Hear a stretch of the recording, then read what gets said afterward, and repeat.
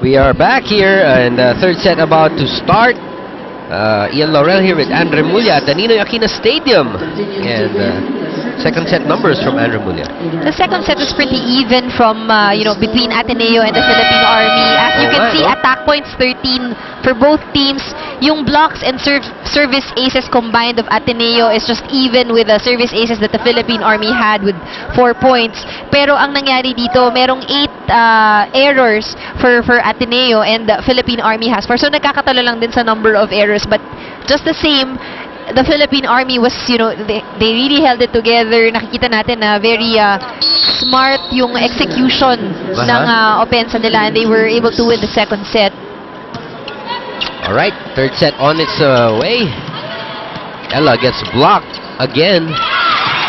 Jem Ferrer faking everyone from the Army.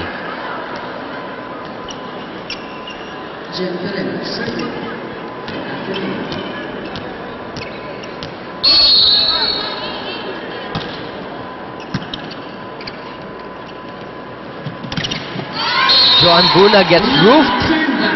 She's been quiet for this game, Anne. That's right, we haven't heard much from her.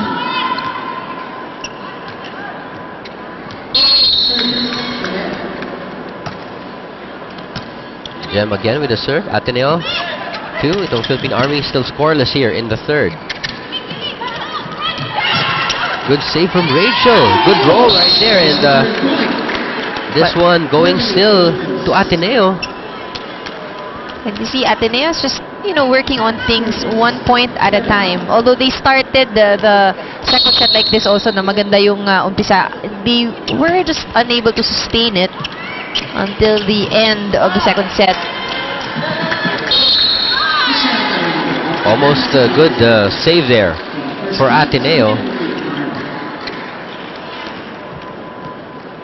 Lazaro with a good dig. Shakey's if it's fun. Family pizza. Gotta be Shakey's. Nice serve from Bunag. Ahumiro to Bunag. Ers Iratay. Back set to Gutierrez. Was that Gutierrez? That didn't go over. Yes, that's Gutierrez who makes her first appearance in this match here in the third set. We also have Tejada here for Ateneo. First appearance as well for this game.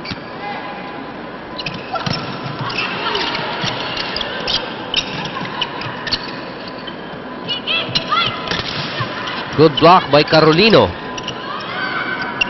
Uy, ganda ng hulog. Well read. Ella de Jesus.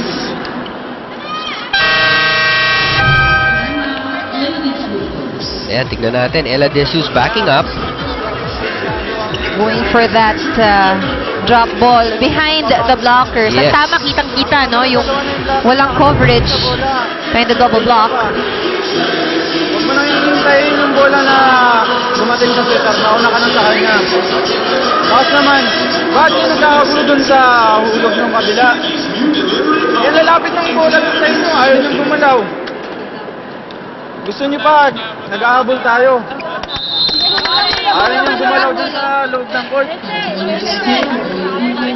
FEU Makati, the newest campus of FEU, is now accepting enrollees in the following degree programs: Accountancy, Accounting Technology, Information Technology, and Business Administration.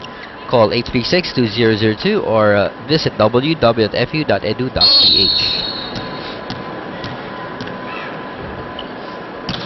Good serve from Nakachi. Carolino gets blocked. Uy! Diretso sa baba. Ahumiro poorly timing that one. Hindi ko natatawa sa nahihiya siya after that spot. Although Ateneo still has a 3-point lead, so I can see Nakachi over at the bench laughing. So. Actually, they're all having fun, which is a good sign. Wow! Paano inabot ni Ella yun?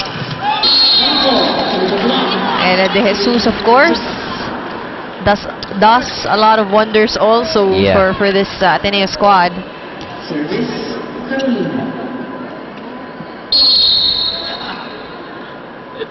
Michelle That is a good serve. Oh, Jem Ferrer. Eyes at the back, Oo, overhead.